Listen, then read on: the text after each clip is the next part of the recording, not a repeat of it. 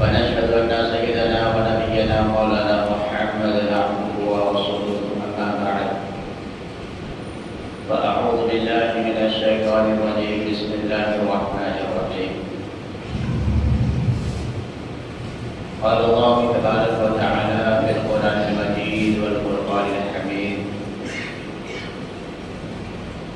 لقد خلقنا الإنسان في أحسن تقويم ثم رددناه أسفل سافلين إلا الذين آمنوا وعملوا الصالحات فلهم أجر غير ممنون آمنت بالله صدق الله العظيم وصدق رسوله النبي الأمين الكريم ونحن على ذلك من الشاهدين والشاكرين والحمد لله رب العالمين. قال الله تبارك وتعالى في شان حبيبه الكريم إن الله وملائكته يصلون على النبي يا أيها الذين آمنوا صلوا عليه وسلموا تسليما. اللهم صل على سيدنا شفيعنا حبيبنا كريمنا ونبينا مولانا محمد العزيز والكرم وآله وسلم صلاة وسلام عليك يا رسول الله صلاة وسلام عليك يا حبيب الله صلاة وسلام عليك يا نبي الله صلى الله تعالى عليه وسلم.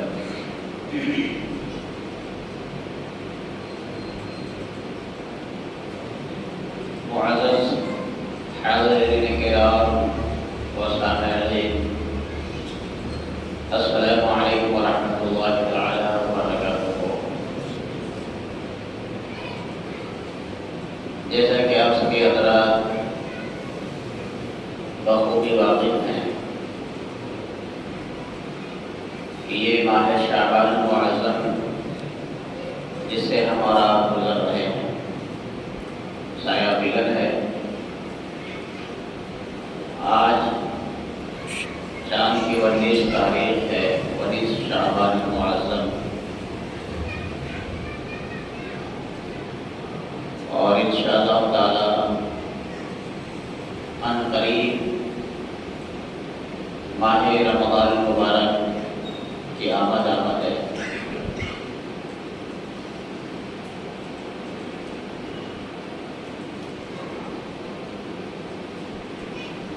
ماہ شعبان المعظم کے متعلق جو چند باتیں گزشتہ جمعہ اور اس سے پہلے آپ سبھی حضرات کو بتایا گیا تھا، اس میں سے ایک خاص بات یہ تھی اور جس گفتگو اور عنوان کے تحت آپ سے خطاب کر رہا تھا تو بات یہاں پہ رکی تھی کہ صحابہ کرام کا معمول رمضان سے پہلے کس طرح ہوا کرتا تھا. نبی رحمت صلی اللہ علیہ وسلم کی سنت مبارکہ کیا اور مسلمان کو ماہ شعبان کو کس طرح سے گزارنا چاہیے اور پھر ماہ رمضان میں کس طرح سے اہتمام کرنا چاہیے. حالت حاضرہ میں ایسا ایک ماحول بنتا جا رہا ہے کہ بے عملی کا دورہ ہے. لوگ رسماً کچھ اعمال کرتے ہیں، کچھ دکھاوا، کچھ ریاکاری، کچھ شہرت پسندی. بڑا ہی عجیب سا ماحول ہے. میرے عزیزو،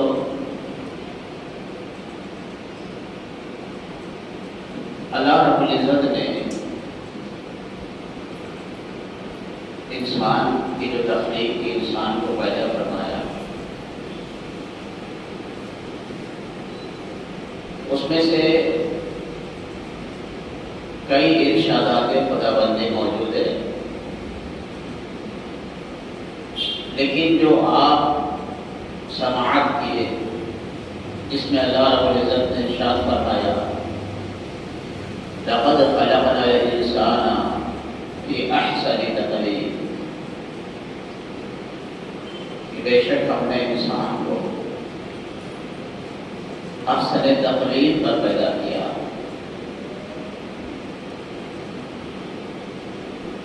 بہت ہی پیارا تخلیق رب نے انسان کی تھی، معزز، معتبر، عظمت والا، تمام مخلوقات میں سے انسان کو افضل بنایا، بہترین سانچے میں انسان کو ڈھالا رکھا۔ ثم رددناه اسفل سافلین، پھر اللہ فرمائے کہ ہم نے نیچے درجے کی طرف پھیر دیا، اسفل کی طرف پھیر دیا۔ پھر اللہ سبحانہ وتعالیٰ نے ارشاد فرمایا الا الذین آمنوا، مگر وہ لوگ جو ایمان لائے، وعملوا الصالحات، اور نیک اعمال کیے، فلہم اجر غیر ممنون، ان کے لیے ایسا اجر ہے جو کبھی ختم نہیں ہونے والی۔ یہ صلہ اللہ بندوں کو عطا فرمائے گا، کون؟ اس کو جو ایمان لایا، اور ایمان لانے کے بعد نیک اعمال کیے، عمل صالح، اچھے اعمال جنہوں نے کیا۔ تو یہ دو چیزوں کے بارے میں رب نے فرمایا کہ پھر ہم اس کو ایسا صلہ دیں گے، ایسا بدلہ دیں گے جو کبھی نہ ختم ہونے والا، جو زوال پذیر نہیں کبھی، ایسا صلہ اور ایسا بدلہ ہم اسے دیں گے۔ تو مقدم اعمال سے پہلے ایمان کی شرط ہے، بغیر ایمان کے کوئی اعمال قابل قبول نہیں۔ سب سے پہلے ایمان ہے، اور ایمان کہتے کس کو ہے؟ ایمان سے ہی تو مومن ہے، کہتے کس کو ہے؟ ایمان صرف توحید بیان کرنے سے حاصل نہیں ہوتا، صرف اللہ اللہ کرتے رہنے سے، اللہ کا نام لینے سے، اللہ کے سارے احکام کے ماننے سے، سوائے ایک کو، وہ مومن نہیں ہوتا۔ جس طرح ہم کلمے میں دیکھتے ہیں، لا الہ الا اللہ کے بعد ہم کیا پڑھتے ہیں؟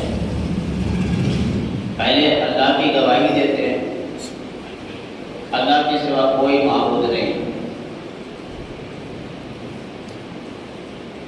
سوائے اللہ کے کوئی معبود نہیں، کوئی عبادت کے لائق نہیں۔ پھر کہتے ہیں محمد رسول اللہ صلی اللہ علیہ وسلم، پیارے آقا جناب محمد رسول اللہ صلی اللہ علیہ وسلم کیا ہے؟ اللہ کے رسول ہے۔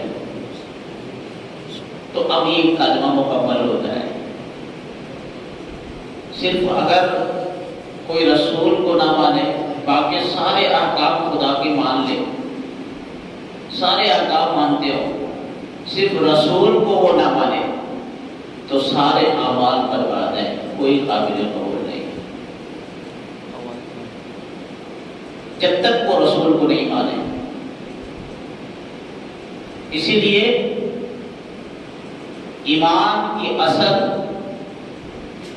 بنیاد نبی رحمت صلی اللہ علیہ وسلم کی ذات اقدس ہے۔ اگر جو بندہ نبی پاک صلی اللہ علیہ وسلم کو ہی نہ مانے اور کہے کہ ہم سب کچھ مانیں گے، تو گویا کہ اس نے کسی چیز کو ہی نہیں مانا۔ کیوں؟ وجہ یہ ہے کہ جتنی چیزیں ہمیں ملی سب نبی پاک صلی اللہ علیہ وسلم کے بتانے سے، سب نبی پاک صلی اللہ علیہ وسلم کے صدقے۔ جتنے احکامات ملے، جتنے ارکان اسلام ہیں، جتنے حقوق اللہ ہیں، بندوں پر جو اللہ کی حقوق ہے، حق ہے، پھر بندوں کے ایک دوسرے کے جو حقوق ہوتے ہیں، تو یہ سب نبی رحمت صلی اللہ علیہ وسلم کے بتانے سے ہی تو ہم کو حاصل ہوا، ہمیں ملا۔ تو اگر گویا نبی کا انکار کرنا گویا ایسا ہے جیسا کہ ہر چیز کو انکار کر دینا ہے، اسی لیے ایمان مکمل ہوتا ہی نہیں، مومن کو ہوتا ہی نہیں۔ سب سے پہلے نبی کو ماننا شرط ہے، نبی کا ادب شرط ہے، نبی کی تعظیم شرط ہے، اس کے بعد سارے معاملات ہیں۔ تو اسی لیے ایمان کی اصل، ایمان کی جڑ، ایمان کی بنیاد نبی پاک صلی اللہ علیہ وسلم کی ذات اقدس ہے۔ نبی رحمت صلی اللہ علیہ وسلم کے اخلاق، آپ کے اعمال، کچھ تو آپ کے ساتھ خاص ہے، کچھ اعمال ایسے ہیں جو صرف نبی پاک صلی اللہ علیہ وسلم کے لیے مخصوص ہے، امتی کے لیے ہے، اور بقیہ ما سوا چند اعمال کے امتی کے لیے جو جائز ہے وہ سنت مصطفیٰ کہتے ہیں، جس میں نبی احمد صلی اللہ علیہ وسلم کے اخلاق کے بارے میں جو قرآن میں ذکر فرمایا، قرآن جو آیا کہ نبی پاک صلی اللہ علیہ وسلم کے اخلاق کیا ہے، قرآن ہے، تو اس کی بہت ساری حکمتیں ہیں۔ اس سے کیا کیا مراد ہے؟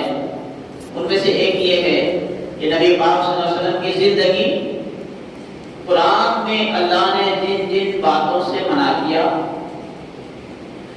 ان سب چیزوں سے نبی پاک صلی اللہ علیہ وسلم نے اپنے آپ کو روک کر کے اور اس امت کو پیغام دیا کہ میری یہ زندگی ہے، یعنی بالکل اللہ جو چاہتا ہے، جو رب کی رضا ہے، بالکل اسی طرح میری زندگی ہے۔ قرآن کے ہر حکم پر نبی پاک صلی اللہ علیہ وسلم نے عمل کر کے اور دنیا کو بتایا، اور جن جن چیزوں سے میرے رب نے منع کیا، ان چیزوں سے میرے مصطفیٰ جان محمد صلی اللہ علیہ وسلم کو مکمل رکے، جن چیزوں کا کرنے کا حکم تھا وہ کیے، جن چیزوں سے منع تھا وہ منع، اور اپنے آپ کو روک کر یہ زندگی نبی رحمت صلی اللہ علیہ وسلم نے امت کو پیش کی۔ یہ اعمال مصطفیٰ ہے۔ اسی لیے عین قرآن کہیں نبی پاک صلی اللہ علیہ وسلم کی ذات اقدس تو کوئی مبالغہ نہیں ہوگا۔ مکمل اللہ کے دستور، اللہ کے عین پہ اگر مکمل کوئی عمل کیا تو نبی رحمت صلی اللہ علیہ وسلم کی ذات اقدس ہے۔ اسی لیے کہا گیا کہ مصطفیٰ جان رحمت صلی اللہ علیہ وسلم کے جو اخلاق ہے وہ قرآن ہے۔ ادھر قرآن کو پڑھو اور نبی پاک صلی اللہ علیہ وسلم کی زندگی کو دیکھو، جو احکامات، جو خوبیاں قرآن میں رب نے ذکر کیا، وہ سارے کے سارے نبی پاک صلی اللہ علیہ وسلم میں تم تلاش کرو، مل جائیں گے تمہیں۔ یہ عملی زندگی، عملی نمونہ نبی پاک صلی اللہ علیہ وسلم کی زندگی کا۔ تو میرے عزیزوں، انسان اگر انسان بننا چاہتا ہے، دیکھیے انسان کے اندر دو خصلتیں ہوتی ہیں، ایک انسانیت کی، ایک حیوانیت کی۔ دو چیزیں انسان کے اندر۔ حیوان کہتے ہیں جس کو، جانور کو کہتے ہیں، جانور کی صفت بھی انسان کے اندر ہے. تو انسانیت الگ چیز ہے، حیوانیت الگ چیز ہے. اسی لیے انسان کو ایک دوسرا نام جو دیا جاتا ہے وہ حیوان ناطق کہا جاتا ہے. یعنی ایسا حیوان جو بولتا ہے، بات کرتا ہے، یہ کہ عقل رکھتا ہے، سمجھ بوجھ رکھتا ہے، فیصلے کرنے کی طاقت رکھتا ہے، جانوروں میں نہیں. تو ایک جانور کے اندر جو صفات ہے، جو خصوصیت ہے، جیسے نفس، خواہشات، تو یہ جانور کے اندر بھی ہے. نفس اور خواہشات یہ جانور کے اندر، لالچ، حرص، پیٹ بھرنے کی جو صفت، کھانے کی، تو یہ جانور کے اندر بھی ہے، وہ انسان کے اندر بھی ہے. اسی طرح انسانیت کیا ہے؟ انسانیت یہ ہے علم، یہ انسانیت ہے. حکمت، یہ انسانیت ہے. دانائی، یہ انسانیت ہے. فراست، عقل، یہ انسانیت ہے. اگر یہ چیزیں نہیں تو پھر وہ جانور کی زندگی اس کی. میرے عزیزوں، ہمیں نبی پاک صلی اللہ علیہ وسلم کی زندگی، آپ کی حیات طیبہ، ان سے ہمیں سبق لینا ہے.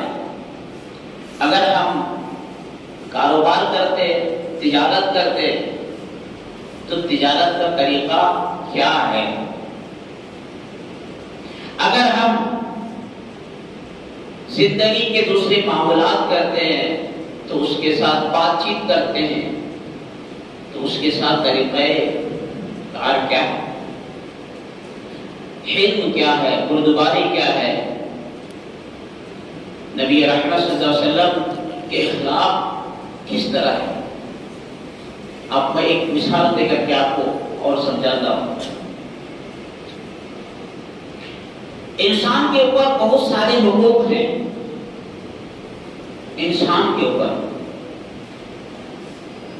حضرت سلمان فارسی رضی اللہ تعالیٰ عنہ، یہ ایک ایسے صحابی رسول ہیں جن کی عمریں کافی طویل ہوئی، اور ایران سے، فارس سے، روم سے، جانے کہاں کہاں آپ سفر کیے. 175 سال کی جب آپ کی عمر تھی اس وقت آپ مدینہ آئے تھے. کتنے؟ 175 یا 80 سال کے بیچ کی عمر تھی آپ کی. تو اس وقت آپ مدینہ آئے تھے. پونے 200 سال کے بعد نبی پاک صلی اللہ علیہ وسلم سے ملاقات ہوئی اور آپ نے ایمان لایا. اس ایمان کی تلاش میں، اسلام کو پانے کے لیے، نبی رحمت صلی اللہ علیہ وسلم کو پانے کے لیے کئی سفر کیے. تو اللہ نے آپ کی عمریں بھی طویل کی اور پھر یہ شرف بھی ملا. پونے 200 سال کے بعد نبی رحمت صلی اللہ علیہ وسلم کا زمانہ آیا، اعلان نبوت کیے ہوئے آپ مدینہ ہجرت تشریف لائے. پھر حضرت سلمان فارسی آئے، پھر آپ نے اسلام قبول کیا اور دولت ایمان سے مالا مال ہوئے. تو نبی رحمت صلی اللہ علیہ وسلم تمام جو مدینے کے صحابہ تھے اور جو مکے سے آئے تھے، ان تمام کے درمیان میں آپ دیکھیں پہلا اخلاقی فریضہ میرے آقا ادا کر رہے ہیں کہ جو مہاجرین ہیں، جو اپنے گھر کو چھوڑ کے آئے، کس لیے؟ اسلام کی خاطر. اپنے رشتہ داروں کی رشتہ داریاں چھوڑ کر آئے، مدینہ آ گئے. اپنے کھیت کھلیان، جاگیر، گھر، دولت، ہر چیز کو چھوڑ کر تنے تنہا اکیلے وہ مدینہ شریف آ گئے. وہ صحابہ جو نبی کے کہنے پہ لبیک کہے، وہ مدینہ سب کچھ چھوڑ کے آ گئے، نہتے آ گئے، کچھ نہیں، سارا صحابہ نے کچھ بھی نہیں کیا، وہ مہاجرین صحابہ حضور کے ساتھ مکے سے آئے، اور جو مدینے میں جو صحابہ کرام جو ایمان لائے تھے وہ انصار صحابہ کہتے ہیں، یعنی ان مہاجرین صحابہ کو مدد کرنے والے صحابہ۔ تو نبی اکرم صلی اللہ علیہ وسلم سب سے پہلے جب مدینہ تشریف لائے تو وہ صحابہ کو اور مدینے والے صحابہ کو دونوں میں آپس میں بھائی چارگی میرے آقا نے سب سے پہلے قائم کروایا کہ میرے مدینے کے صحابہ جو تمہارے بھائی مکے سے آئے، جو مہاجرین صحابہ میرے ساتھ آئے یا میرے بعد آئے، وہ اور تم دونوں بھائی ہو۔ اب تمہارا یہ وظیفہ ہے کہ تم اگر تیرے پاس 2 کمرے ہیں رہنے کے لیے تو ایک اپنے بھائی کو دے دو، ایک اپنے لیے رکھو۔ اگر تیرے پاس 2 بیویاں ہیں تو ایک بیوی ان کو دو، ایک بیوی تم رکھو۔ اگر تیرے پاس 2 جانور ہیں، اونٹ ہے تو ایک انہیں دو، ایک تم رکھو۔ وہ خان میرے آقا کریم علیہ السلام نے بھائی چار کی اس طرح سے پہلا سبق دے رہے ہیں میرے مصطفیٰ، پہلی درس دے رہے ہیں میرے آقا کریم صلی اللہ علیہ وسلم، کیا بھائی چارگی، کہ اگر کوئی آپ کا بھائی محتاج ہے، ضرورت مند ہے، پریشان حال ہے، تو آپ کے پاس اگر اضافی چیزیں ہیں تو آپ اس کو اپنے پاس شریک کریں، اس کو دکھ درد میں آپ ساتھ دیں، ہاتھ بٹائیں ان کے ساتھ۔ یہ اسلام کا اولین ترجیحات میں سے ایک ترجیح ہے، یہ انسانیت ہے۔ تو حضرت سلمان فارسی رضی اللہ تعالیٰ عنہ کو جس کے ساتھ میرے آقا نے بھائی چارگی کا معاملہ فرمایا تھا وہ حضرت ابو دردہ رضی اللہ تعالیٰ صحابی رسول تھے۔ تو حضرت ابو دردہ رضی اللہ تعالیٰ کو بلا کے نبی اکرم صلی اللہ علیہ وسلم فرمایا کہ ابو دردہ آج سے سلمان یہ تیرا بھائی ہے، تو اسے اپنے گھر لے کے جا۔ حضرت سلمان فارسی رضی اللہ عنہ حضرت ابو دردہ رضی اللہ عنہ کے ساتھ گھر آئے۔ گھر آئے تو آپ نے دیکھا اس وقت پردے کا حکم نہیں نازل ہوا تھا، عورتوں کا پردے کا حکم نہیں آیا تھا کہ غیر محرم سے پردہ وہ کرے، اپنے آپ کو غیر مردوں کے نگاہوں سے بچائے، چھپائے، پردے کے اہتمام کرے۔ اس وقت یہ حکم نہیں آیا تھا۔ تو حضرت سلمان فارسی رضی اللہ عنہ جب حضرت ابو دردہ رضی اللہ عنہ گھر پہ گئے تو آپ نے دیکھا ان کی بیوی کی حالت ایسی تھی، بالکل ایک میلے کچیلے کپڑے پہنی ہوئی ہے، بال بکھری ہے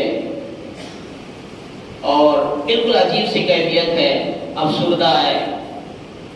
تو حضرت سلمان فارسی رضی اللہ عنہ کہنے لگے کہ اے بی بی تم شادی شدہ ہو، تم کو کس طرح رہنا چاہیے، اپنے آپ کو سنوارو، اپنے کپڑے درست کرو، اپنے آپ کو نکھارو، تم ایک کسی کی بیوی ہے اس کا خیال رکھو، شوہر کے حقوق میں سے یہ حق ہے تمہارے اوپر۔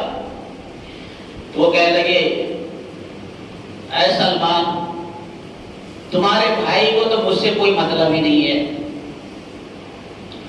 اس کو تو میرے لیے وقت ہی نہیں ہے، اس کے پاس ٹائم ہی نہیں میرے پاس، تو میں کس کے لیے اپنے آپ کو نکھاروں، کس کے لیے میں اپنے آپ کو سنواروں، کس کے لیے آپ کو مزین میں ہوں، کس کے لیے بن سوار کر رہا ہوں۔ تو حضرت سلمان فارسی رضی اللہ عنہ سارے معاملات سے آگاہ ہو گئے، چونکہ آپ کی عمریں بھی کافی 250 سال کی عمر ہے، آپ کی تو تجربہ بھی زیادہ ہے، کن کن معاشرے سے سلمان فارسی نہیں گزرے، سارے حالات دیکھے۔ حضرت سلمان فارسی رضی اللہ عنہ جب رات میں حضرت ابو دردہ آئے تو شام میں بولے کہ ہم آپ سب کے ساتھ کھانا کھائیں گے، کھانا کھائے تو اس کے بعد بستر بچھایا گیا، آپ لیٹے تو حضرت سلمان فارسی نے حضرت ابو دردہ رضی اللہ عنہ سے فرمایا کہ میرے بھائی آئیں آپ بھی کچھ دیر سو جائیں۔ تو انہوں نے کہا نہیں مجھے اٹھ کے جانا ہے کچھ عبادت کے لیے، نماز پڑھنا ہے۔ تو بولے نہیں ابھی کافی وقت ہے، بیٹھ جائیں، سو جائیے میرے ساتھ۔ پھر کچھ دیر کے بعد ان کا معمول تھا پوری رات عبادت کرنا، دن میں روزے رکھنا، پھر جہاں میرے آقا حکم فرماتے جنگ کے لیے، جہاد کے لیے، پھر نکل جانا۔ تو حضرت سلمان فارسی رضی اللہ عنہ سو گئے۔ حضرت ابو درداء پھر رضی اللہ عنہ پھر سوچے کہ میرا بھائی سلمان سو گیا ہے، لہٰذا چپکے سے اٹھنے کی کوشش کیے۔ پھر حضرت سلمان فارسی اسے پھر روک دیے کہ سو جاؤ، ابھی کافی وقت ہے۔ اسی طرح کرتے کرتے فجر تک سلا دیے، اور اس رات میں عبادت کرنے نہیں دیے اسے۔ فجر کے وقت پہ اٹھے، کہا اب تم بھی وضو کرو، میں بھی وضو کرتا ہوں، چلے عبادت کے لیے، اب وقت ہو گیا ہے۔ یہ سارا معاملہ ہوا۔ اس کے بعد صبح جب حضور کی بارگاہ میں آئے تو وہ صحابی حضرت ابو درداء بھی آئے، حضرت سلمان فارسی رضی اللہ تعالیٰ عنہ دونوں آئے۔ تو حضرت ابو درداء کہنے لگے کہ یا رسول اللہ، آپ ایسے کو میرا بھائی بنا دیے جو ہمیں عبادت سے روکتا ہے، اٹھنے نہیں دیتا، راتوں کو قیام کرنے نہیں دیتا، ہر بات پہ مجھے منع کرتا ہے، روکتا ہے۔ آج رات میرے ساتھ ایسا معاملہ ہوا، کوئی رات سلا کے رکھے انہوں نے۔ تو حضرت سلمان فارسی سے میرے آقا نے فرمایا کہ سلمان آخر کیا وجہ ہے؟ تو حضرت سلمان فارسی عرض کرنے لگے یا رسول اللہ، وجہ یہ ہے کہ ان کے شادی شدہ ہے، ان کی بیوی ہے، ان کا خیال یہ نہیں کرتے، ان کے حقوق کی ادا نہیں کرتے، اور کوئی رات عبادت میں گزار دیتے ہیں، جبکہ ان کے اوپر اس کا جسم کا بھی حق ہے، ان کے اوپر ان کی بیوی کا بھی حق ہے، ان کے اوپر اللہ اس کے رسول کی بھی حق ہے۔ تو کوئی ایک حق ادا کرنے کے چکر میں آ کے سارے حقوق کو کوئی پامال کرے تو کیا وہ فائدے مند ہے؟ نبی کریم علیہ السلام فرمایا ابو درداء، سلمان صحیح کہہ رہا ہے، صحیح کہہ رہا ہے، تمہارا جسم کا بھی تم پر حق ہے، اس کا حق ادا کرو، تمہارے بیوی کے بھی تم پر حقوق ہے، تم اپنے بیوی کا بھی حقوق ادا کرو، تیرے رب کا بھی تم پر حکم ہے، حق ہے وہ تم ادا کرو، رسول کے بھی حقوق ہے تم وہ بھی ادا کرو، سارے حقوق ادا کرو۔ ایسا نہیں کہ تم ایک ہی حق ادا کرنے کے چکر میں سارے حقوق کو پامال کر دو، سارے حقوق ادا کرو۔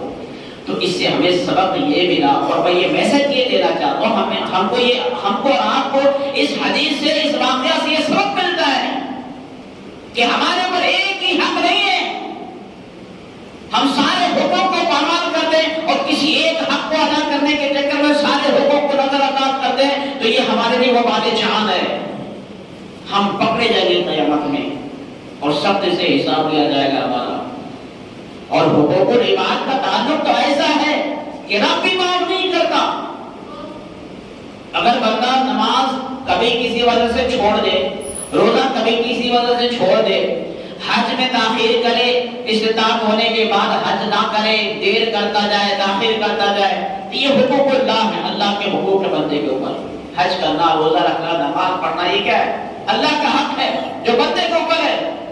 اگر اس میں کچھ کمی بیشی تاخیر ہو جائے، چھوٹ بول چوک ہوئے تو یہ اللہ کے حق ہے، اللہ چاہے تو بندے کو معاف کر دے، یا اللہ چاہے تو اس کی سزا مقرر کر دے، انصاف کرے، عدل کرے تو سزا ہے، عذاب ہے، اگر رب چاہے تو معاف کر دے، اس کی رحمت ہے۔ لیکن ایک بندے کا حقوق جب ایک بندہ تلف کرتا ہے، جب ایک بندے کے حقوق کو دوسرا بندہ خیال نہیں رکھتا تو اللہ اس معاملے میں نہیں آتا۔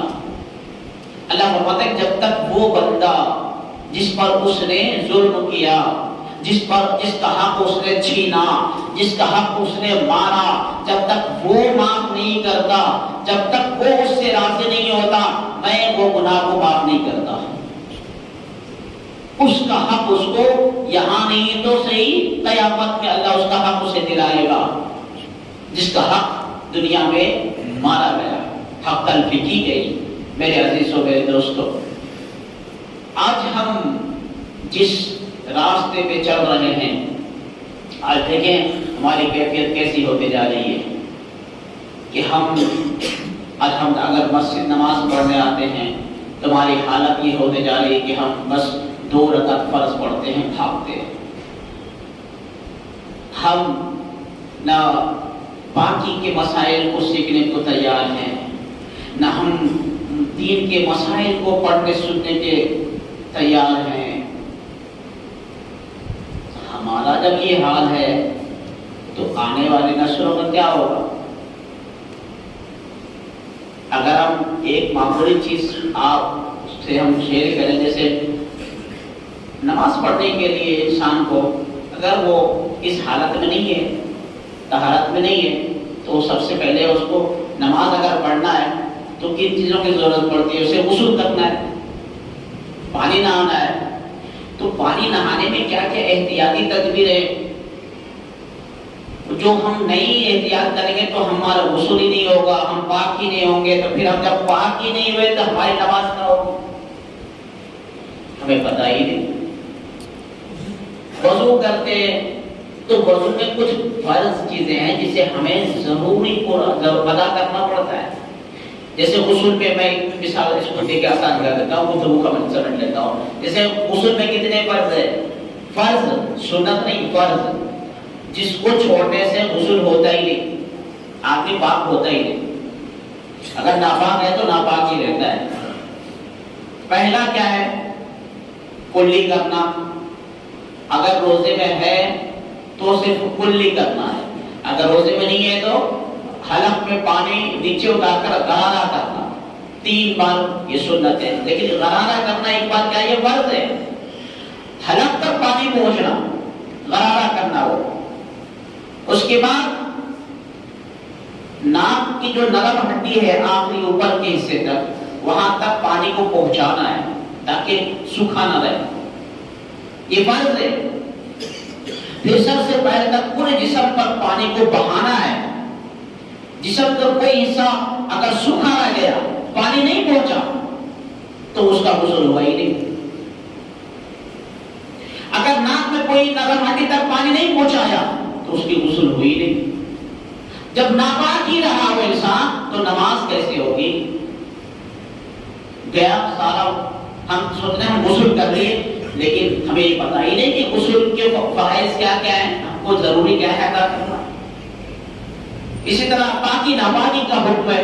برتن ناپاک ہے اور بکیٹ میں ہاتھ ڈال دیا وہ پانی ناپاک ہو گیا، اب اسی سے پانی نہ آیا اور سمجھ رہا ہے کہ میں پاک ہو گیا، پاک ہوا ہی نہیں ہوا پاک.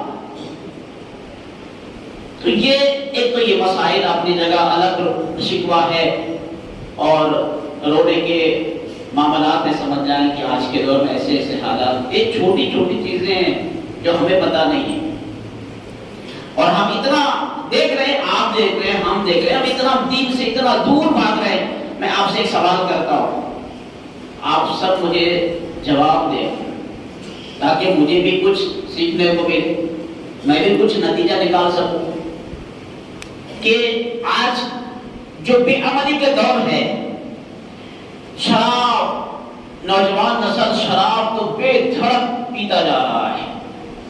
تو یہاں میں آپ سے سوال کرتا ہوں کہ آج جو شراب عام ہوتا جا رہا ہے، اس کی وجہ کیا ہے؟ یہ سوال ہے میرا آپ سے ہر ایک سے. اس کی وجہ کیا ہے؟ کیوں یہ شراب کو شراب لوگ نہیں سمجھ رہے؟ کیوں شراب کو حرام نہیں سمجھ رہے؟ اس کی وجہ کیا ہے؟ کیوں یہ حرام خوری عام ہو رہی ہے؟ نسلیں در نسلیں یہ چیزیں پھیلتی جا رہی ہیں، مسلمان اس میں انوالو ہو رہا ہے. وجہ کیا ہے؟ کیوں ہو رہا ہے؟ پہلا سوال.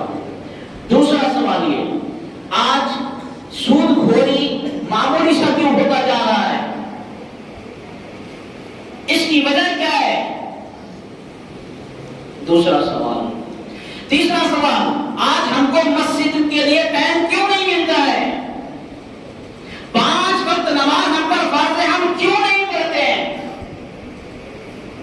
ہم کیوں نہیں پڑھتے ہیں؟ سوال ہے، کیوں نہیں پڑھتے ہیں ہم؟ آپ سب سے سوال ہے. ہم دین کی باتوں کو ہم کیوں نہیں سیکھتے ہیں؟ یہ بھی سوال، چوتھا سوال ہے. ان سوالوں کا جواب اگر آپ سب ہم کو دیں تو شاید ہم کوئی نتیجہ نکال سکیں. اور علماء سے لوگ دور کیوں بھاگ رہے ہیں؟ یہ بھی ایک سوال ہے. آپ عوام علماء سے دور کیوں بھاگ رہے ہیں؟ وجہ کیا ہے؟ یہ بہت امپورٹنٹ سوال ہے. یہ سب چیزیں یہ آج کے دور کے لیے بہت اہم سوالات ہیں. میں آپ لوگوں کا ممنون و مشکور رہوں گا کہ آپ فردن بھی کبھی ملاقات ہو تو اس کے جواب مجھے تجویز کریں کہ امام صاحب اس کی شاید یہ وجہ ہو سکتی ہے، شاید یہ وجہ ہو سکتی ہے، میری یہ سمسیا ہے، اس کا اس وجہ سے ایسا ہو رہا ہے. میں امید کرتا ہوں کہ آپ لوگ بھی اس پہ مجھے مشورتاً اپنے مشوروں سے نوازیں. ہم یہاں پہ بیٹھ کر جو ہم آپ کو بتا سکتے ہیں تو ایک یہی تو جمعہ کا موقع ہوتا ہے کہ جو مجبوری کے تحت بھی آپ کو سننا پڑتا ہے. کیوں؟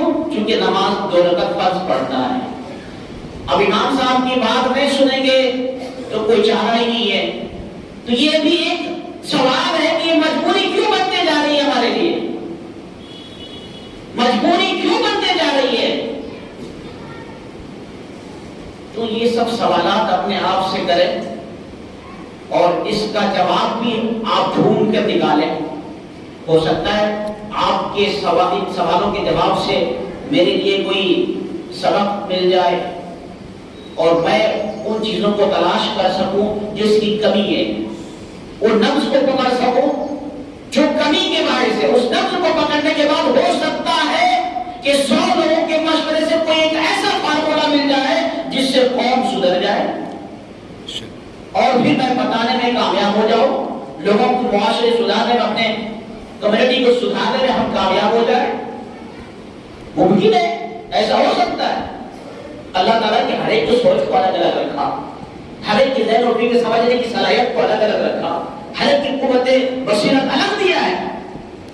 عربی میں ایک مقولہ ہے، انظر ما قال ولا تنظر من قال، کہ تم یہ دیکھو کہ کیا کہہ رہا ہے، تم یہ دیکھو کہ کیا کہہ رہا ہے، یہ مت دیکھو کون کہہ رہا ہے، یہ مت دیکھو کون کہہ رہا ہے. کہنے والا کوئی بھی ہو اسے نہ دیکھنا وہ کہہ کیا رہا ہے، وہ سننا.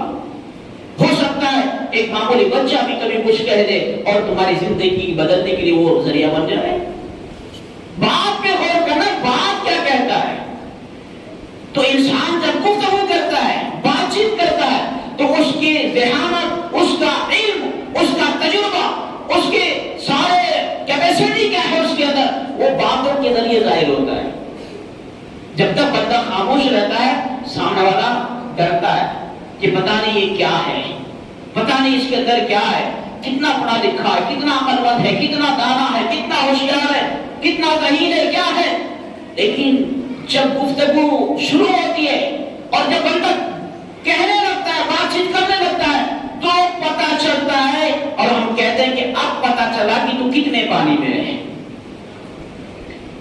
اسی لیے اسلام میں ایک یہ بھی سبق ہے کہ خاموش رہنا بہت بہتر صفت ہے.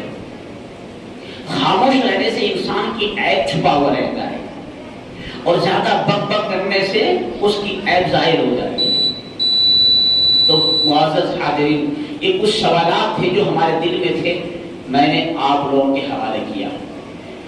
مجھے امید ہے کہ آپ حضرات اس کے مثبت جواب ہمیں دیں تاکہ میں کوئی نتیجہ پہ پہنچ سکوں.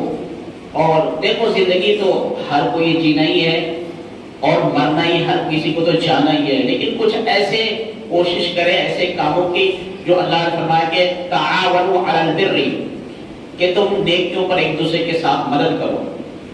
ولا تعاونوا علی الاثم، گناہ کے کاموں میں ایک دوسرے کے ساتھ مدد کرو. گناہ پر ہرگز مدد نہیں کرنا، یہ قرآن کا حکم ہے. اور اچھے کاموں پر تم ایک دوسرے کے ساتھ مدد کرو. تو اچھے کام کے لیے ہم کوشش کریں. اور یہ جو آج ایک المیہ پوری دنیا میں پھیل رہی ہے، تو شاید کوئی اللہ تعالیٰ ہم سب کے لیے رحم فرمان کا راستہ نکالے اور ہم صحیح راہ پر آ جائیں، صحیح ہو جائے اور کچھ ذریعہ ہمارے لیے بن جائے.